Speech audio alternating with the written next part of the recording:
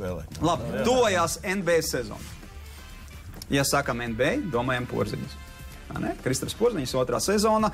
Mēs parādām ESPN zinātnieki vai zinātniskā brigāde ir pārbaudījusi, ko šis cilvēks var izdarīt ātrumā, garumā. Lēciens, Valdi. Rādītāji fantastiski. Kas tie par rādītājiem? Nē, es domāju, tehniski rādītāji, gan driblu ātrums, tehnika, tā, teiksim, tā bumbas kontrola un lēciens un viss, nu, viņš ir, teiksim, un es pat teiktu tā, ieraugot viņu šo kustīgumu, viņam nevajag svaru. Viņš dabūs lielo svaru, viņš pazaudēs visu šīs... Viņš jau nezina to svaru. Nē, bet labi, tas ir pareizi. Viņam ir vajadzīgi tikai muskuļi. Jā. Viņam vajag teiksim, gan muskuļus, gan saites nostiprināt, ja? Bet viņam tā vījība viss pazudīs. Pirms pirmās sezonas atcerēs, kā tur klaigāja. Jā, bet viņš ar to vījību ātrumu, viņš ir tieši tur arī... Tu izjūti basketbolā, nu, un tas augums ir briesmīgs. Cik viņš augstāk? Viņš augstāk par Blake Griffinu lec. Tā kā tas jau ir rādītājs. Tagad viņš tur var, nu labi, viņš ir garš, bet no otras puses, es nezinu. Tu vispār basketbolu, Helmut, skaties? Nē, skatos, jā. Bet, nē, nu, pareizi Valds saka, priekš kam masu dzīt arī.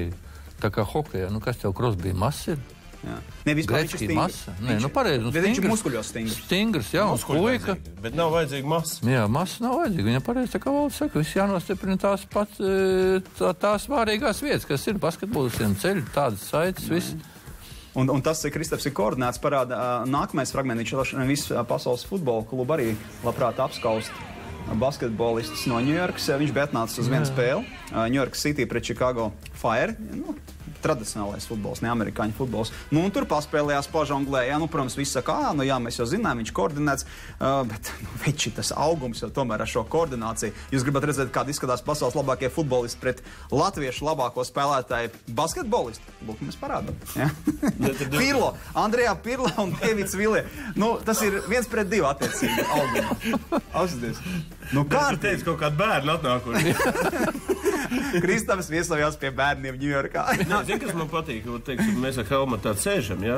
Padomu laikā, piemēram, bija Vēfs Dinamo. Tur, teiksim, vienā pilsētā, nu, viens aiziet pie viena, otrs, nu, kaut kādas akcijas ir visu laiku. Nu, tur beisbolā aizmet to bumbu. Vai tad jūs gājāt savu laiku? Nebija mums tas. Mums tas nebija. Nē, mums jau basketbola nebija. Mums bija volejbola, mēs gājām, nu, bet, nu, kā, kur gāja? Nē, es domāju, vai jūs pie Rādekņa džekiem gājāt? Nu, sportpilī jau kaut kur tur daudz. Jā. Nē, nu, blakus gāja uz bet nebija tā, tad viņiem tāds akcijas notiek un tad visādi tādi interesanti lietas. Nu, marketings drāz. Mēs tikai bāros tikamies. Nu, jā.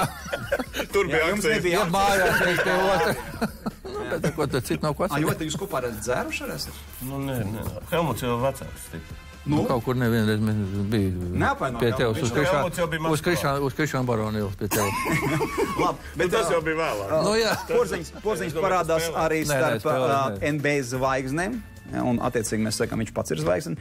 Reklāmā, kas piesaka WNBA, tas ir sieviešu basketbola līga, lūk, Stefs Kārijs, Kristaps Porziņš, tur Dreiks, tur Kevins Durants, ja, tur ir pop zvaigznes, izklaides industrija un arī sieviešu basketbola labākās dāmas. Nu, vārdu sakot, nu, viņš ir kompānija seja. Normāla. Viņš ir seja.